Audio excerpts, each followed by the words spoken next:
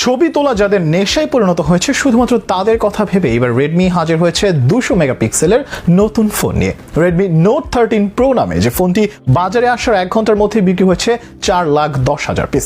রেডমির দাবি তাদের এই ফোন দিয়ে টেক্কা দিতে যাচ্ছে বাজারে থাকা 200 মেগাপিক্সেলের অন্যান্য ফোনগুলিকেও। চলুন তাহলে জেনে নেওয়া যাক কতটা দুর্দান্ত ফোন নিয়ে হাজির হয়েছে চীনা এই জনপ্রিয় স্মার্টফোন নির্মাতা প্রতিষ্ঠানটি।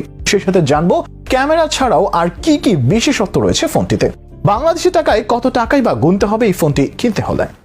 বর্তমান প্রজন্মের কাছে ভালো ফোনের সংজ্ঞাই হচ্ছে হাই কোয়ালিটির ক্যামেরা ফিচার আর শক্তিশালী প্রসেসর। ফোনের এই দুটি অংশ মন মতো হলে তখন অনেক দিক ছাড় দিয়ে ফোনটি কেনার ব্যাপারে আগ্রহ দেখা যায় স্মার্টফোন ব্যবহারকারীদের মাঝে। রেডমি গ্রাহকের এই সাইকোলজির উপর রিসার্চ করে এবার মাঠে নেমেছে। ফোনের ক্যামেরা 200 মেগাপিক্সেল শোনার পর যে কেউই আগ্রহী হতে বাধ্য হবেন সেই ফোনের প্রতি। একদিকে যখন অ্যাপল, গুগল, ওয়ানপ্লাস আর ভিভোর মতো কোম্পানি স্মার্টফোনের জগতে নিত্য নতুন সংযোজনের মাধ্যমে গোটা বিশ্বকে চমকে দিচ্ছে, ঠিক সেই